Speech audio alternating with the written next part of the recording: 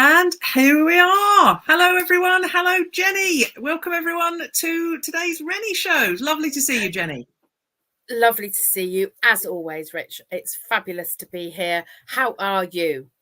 I'm really not too bad, thank you. Really not too bad. Having a good week so far, even though the weather has taken a bit of a dip for the worse.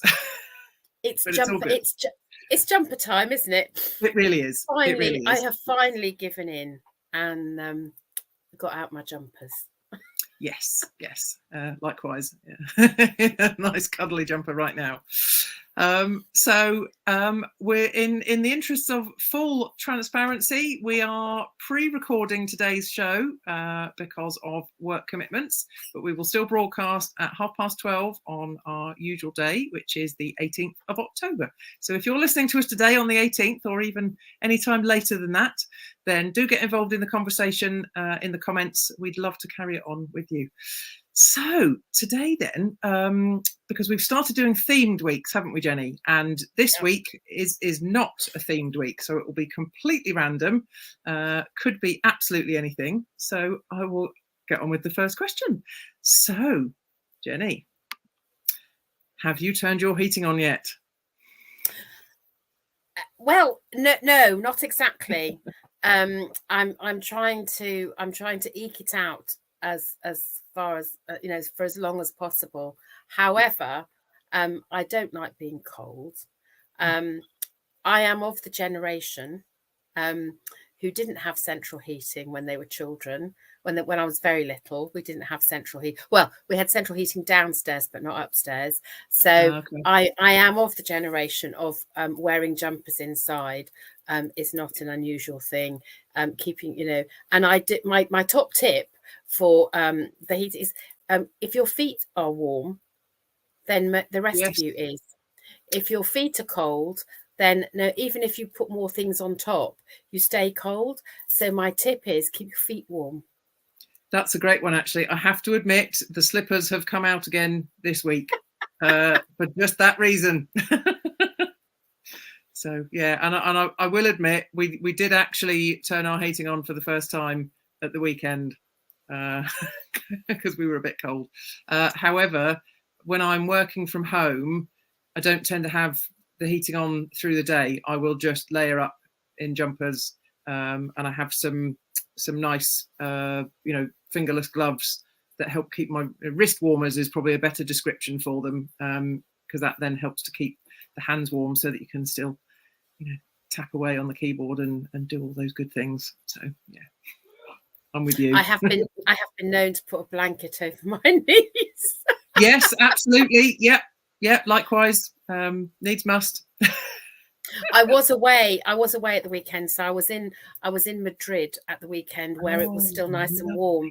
So it was a bit of a shock to come back to Monday night landing at Heathrow when it was a bit chilly. Yeah. So yes. So sounds wonderful. My parents are in Malta at the moment, so experiencing equally lovely temperatures. So yeah, not jealous at all. Or is it my? Yes. So your turn. Your turn. Well, the thing I love about one of the many things I love about the Renny Show is the randomness of questions. So my question is, how do you deal with a disappointment?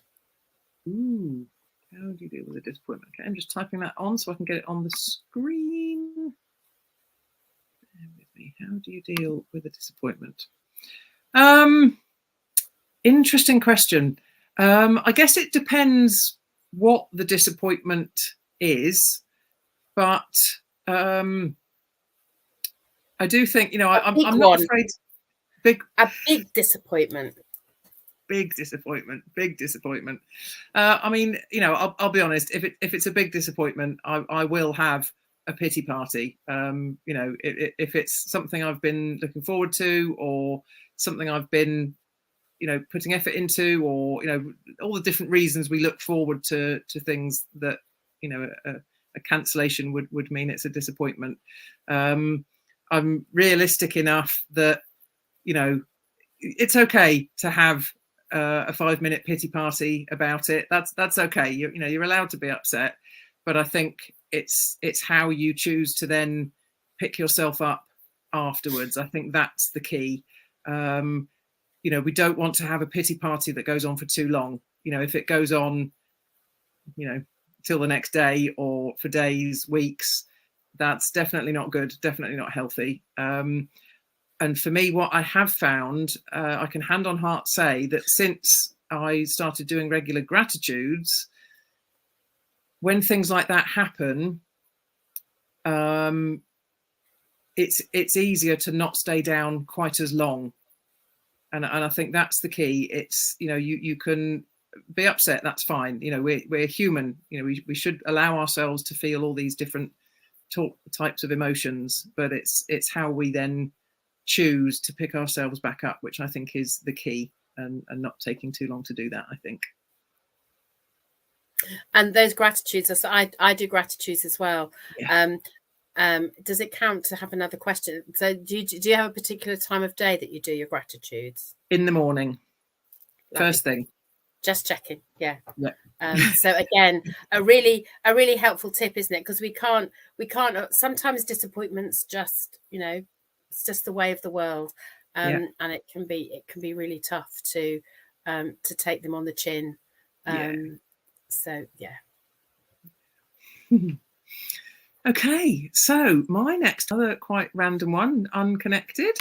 Do you ever pay compliments to strangers?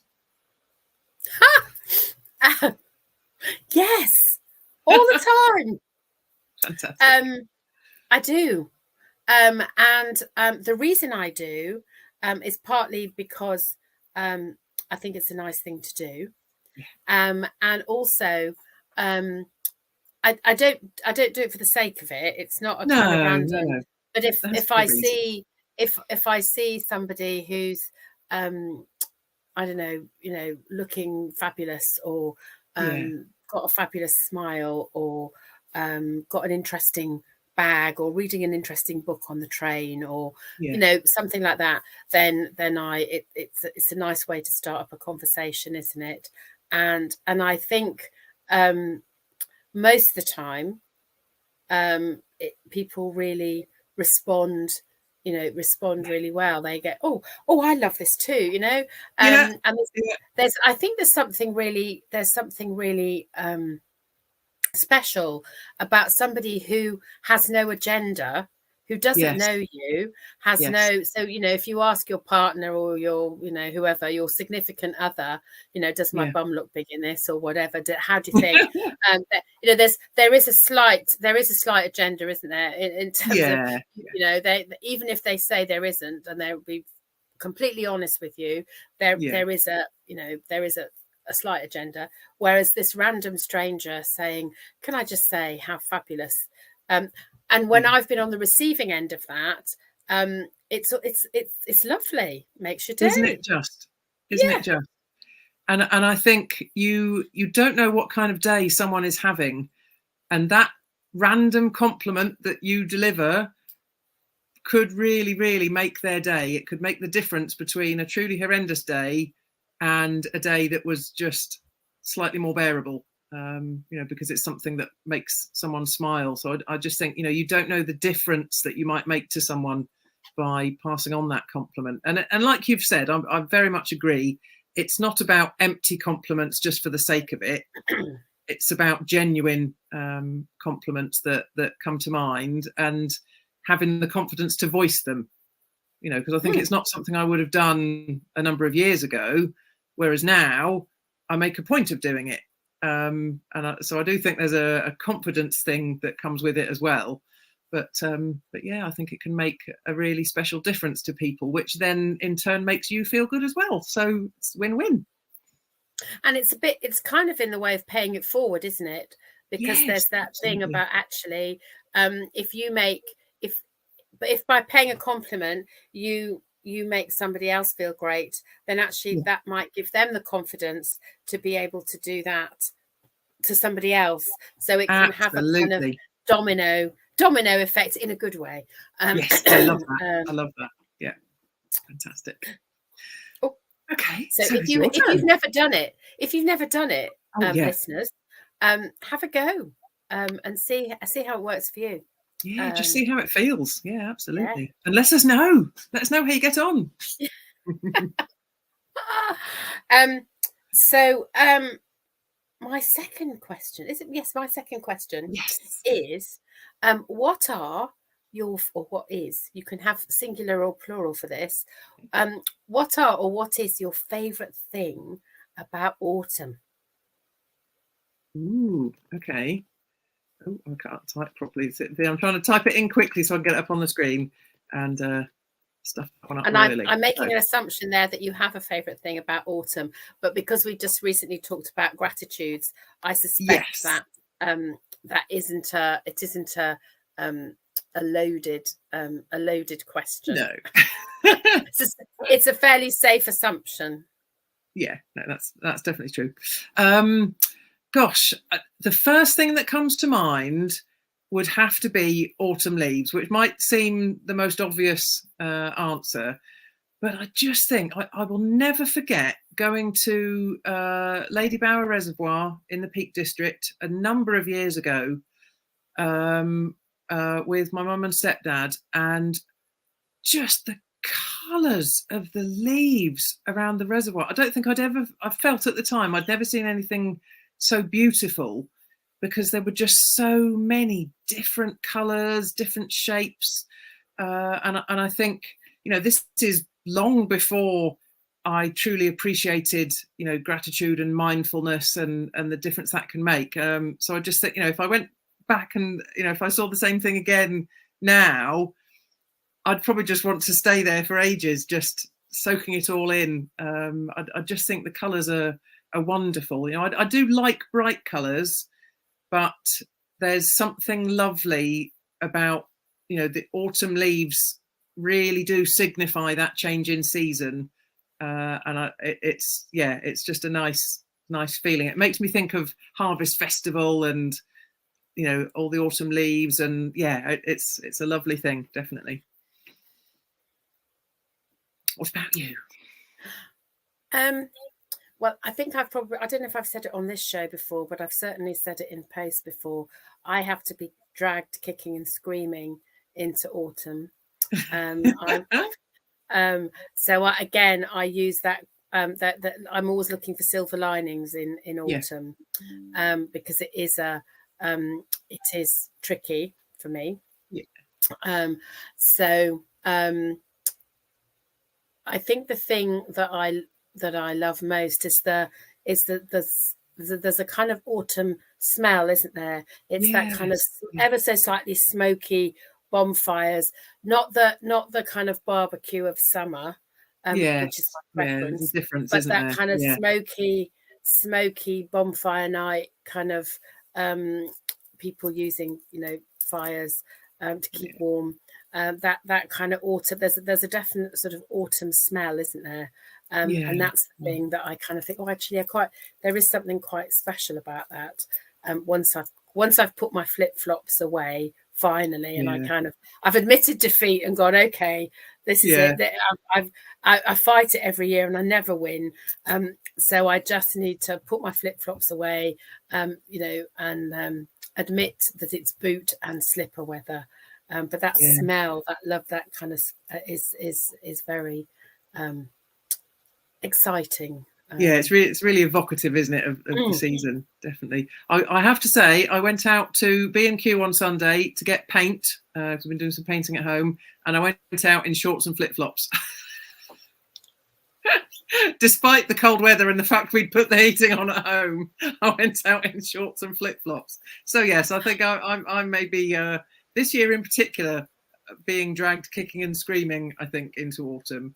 But yes, it is a nice season, but it's just a shame. Cox's apples is the other thing, because they're particularly autumny, aren't they? Cox's apples. Yeah. So I do like that kind of mellow fruitfulness is the word I have to kind of hang on to as a positive thing to entice me into autumn. Yes. And soup. I quite like soup. Oh yes, I've been having some lovely homemade soup the last couple of weeks, and I've got a load, butternut squash and parsnips and swede, all in the cupboard, ready to make some more. I do like soup. Well, I tried it, butternut squash with sage. Oh, okay. Might have to give that a Fabulous. go. Really, really lovely with sage. It's Okay. very nice. Very nice flavour. Fabulous. So if you've got any recipes, folks, for nice Yes, root vegetable soup, recipes. do Yes, share them. bring them. Share them with us. Fantastic. Right. Okay. So my final question, a slightly more serious one. Here we go. As it comes up on the screen. There we go. How important is listening? I think it is one of the most importantest thing. The most importantest, so even more important than the most important thing is listening. I think there are a couple of things about listening. Well, actually, we could probably do a whole show on listening. We probably could. But I think key things are that listening, we all assume that because we've got ears, we can do it. Yeah.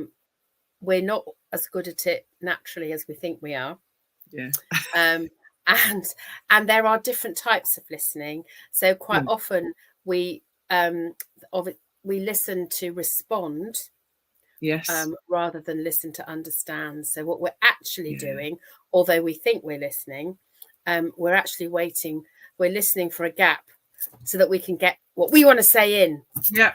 First, Absolutely. quick, at the earliest opportunity. And I'm sure we've all been guilty of that.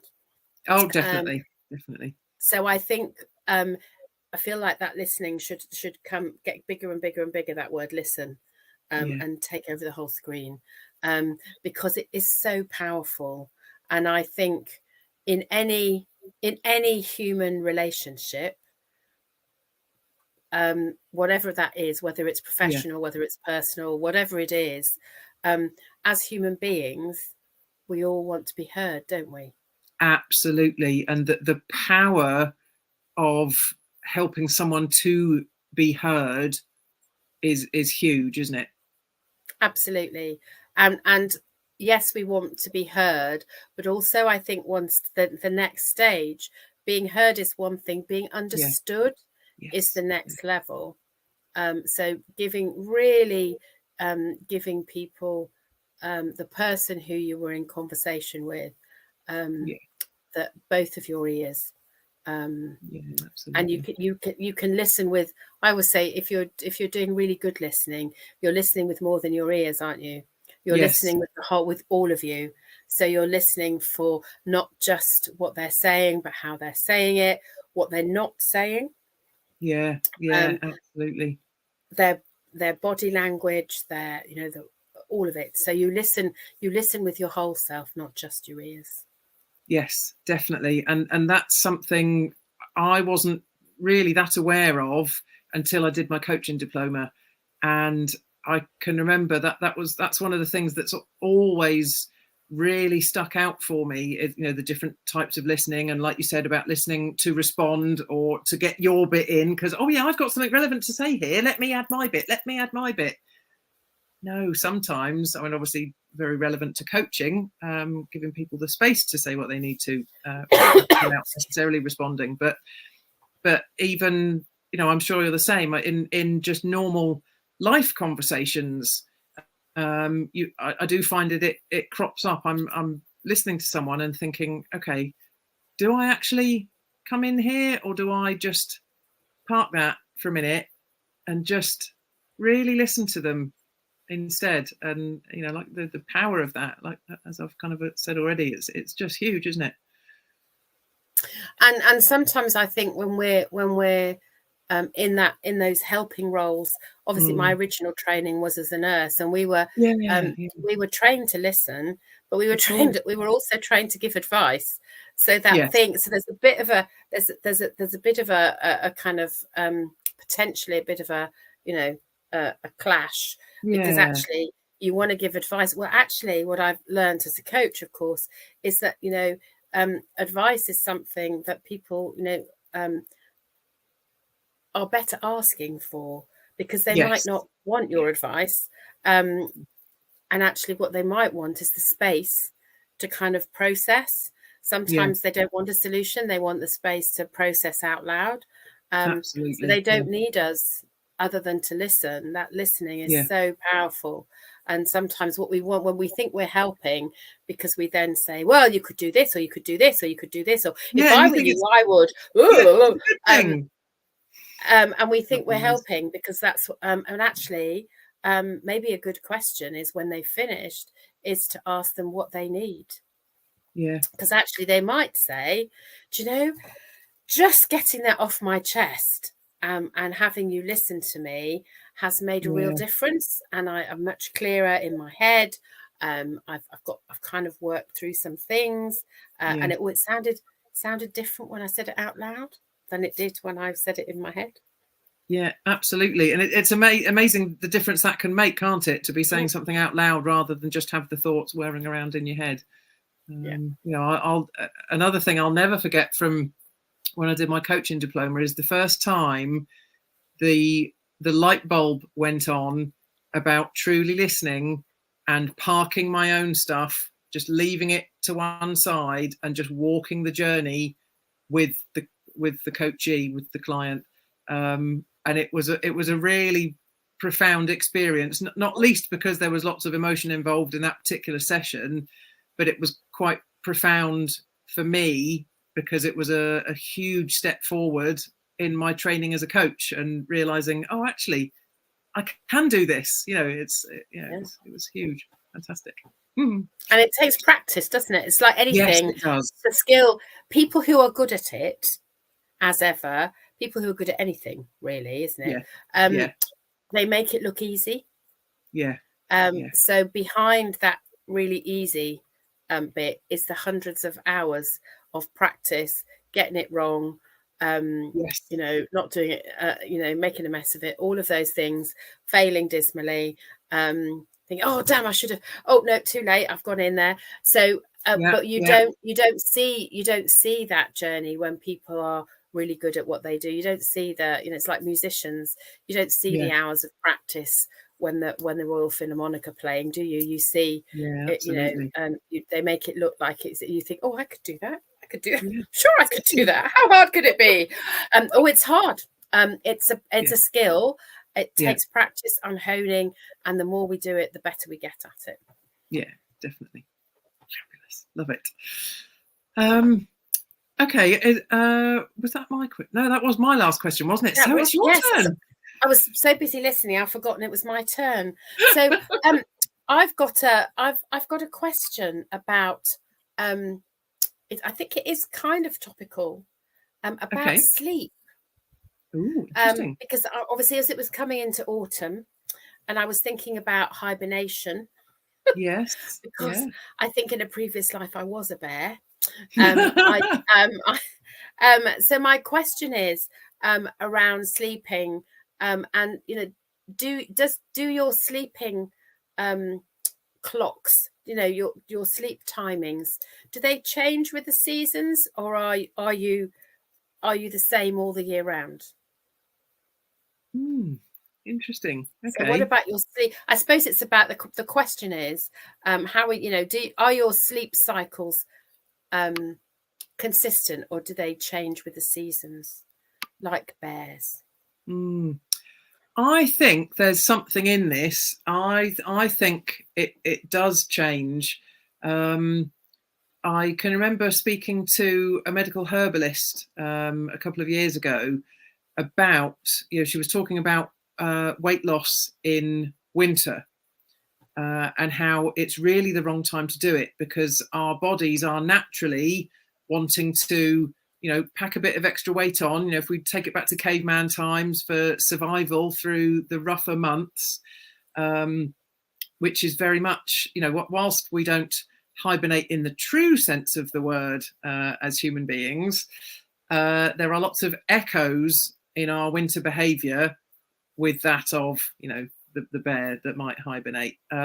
So for me, I think I've noticed wanting to go to bed a bit earlier. I think when it's summer and it's light, you want to stay up. It's nice and light and it's fresh and it's lovely. I think when it's dark and it's cold, yeah, the temptation is to go to bed perhaps a bit earlier. And I think I almost want to stay asleep longer in the morning as well, because it's dark when you then wake up, which is, you know, I guess the most, or the thought that comes to mind for me, the most natural way to wake up is with daylight. Yeah. And of course, when we're waking up in winter, usually with the alarm clock, or autumn or winter, it's not it's not necessarily daylight, is it? It's still pitch black, which just, you know, just makes you want to hunker down a bit more, I think. No, I'm with you, and it'd be interesting what people. I'd love to know, Yes, dear absolutely. listeners, Yeah. what you think. I definitely have a. So I think the official word is kind of sleep hygiene, which is a routine, a bedtime routine. So I do, on the whole, I like to be in bed by 10, but you're absolutely right. When it gets suddenly at this time of year, when it suddenly starts to get dark at sort of 6 o'clock-ish, I always think if it's dark, it's bedtime. so I have to remind myself, it's like, oh, it's not bedtime quite yet. And as you say, in the morning, I find I'm a morning person, so I like, I like to start the day. I'm not a huge fan of lie-ins. I always feel I'm wasting a day. But that thing about, if it's still dark, it still feels like nighttime, so it's much harder. In the summer, I can get up at 5:30. If it's daylight, I'm up. It's like, oh, I can do that. It feels like morning. So I think that's why I think I was a bear in a past life. Because the thought of going to sleep and waking up thin in March actually is quite appealing. Sounds all right, doesn't it? Do you know, I could just think it, yes, find a cave, snuggle down, wake me up in March. Feels the only thing I would miss Christmas, because I do quite like that. I like Advent, that December bit. But most of January, February, I'd be quite happy to skip that and wake up in March. Yeah. Well, let me know how you get on with that. Yeah, I don't think it's never worked yet. I haven't ever found, but I can live in hope, can't I? Yes, absolutely. You never know. You just never know. Oh, fantastic. Well, it's been some really interesting questions, another fascinating conversation. So as we've said throughout, if you've got comment, we'd love you to carry on the conversation, folks. If you've watched and you've got some thoughts on the things we've talked about, please do carry on the conversation in the comments. We'd absolutely love to know what you're thinking. But in the meantime, that's it for today. And we will be back in 2 weeks' time, where I believe, I'm just going to consult the Oracle, but I believe our theme is perfection. Have a look. Yes, it is. The theme for next time is perfection. So if anyone has any questions they'd like to put forward around the theme of perfection, do get in touch with us. Let us know. And then tune in on what will be the 1st of November. Goodness me, we're sailing through the end of the year, aren't we? What's going on? Yes. But we shall look forward to seeing you all in 2 weeks' time. We hope you enjoyed the show, and take good care of yourselves and keep warm. And as Jenny said, keep your slippers on, keep your feet warm. Yeah. That doesn't sound very raunchy, does it? Young and trendy, but sometimes practical tips are the thing. Yes, practical. Nothing wrong with being practical. Practical and positive. There's nothing worse than being cold. We don't want anybody to be cold. We want to be warm and on it. So absolutely. Yes, stay safe, stay warm, and we will see you in a couple of weeks. Fantastic. Take care, folks. Bye. Bye. I love the fact that we wave at the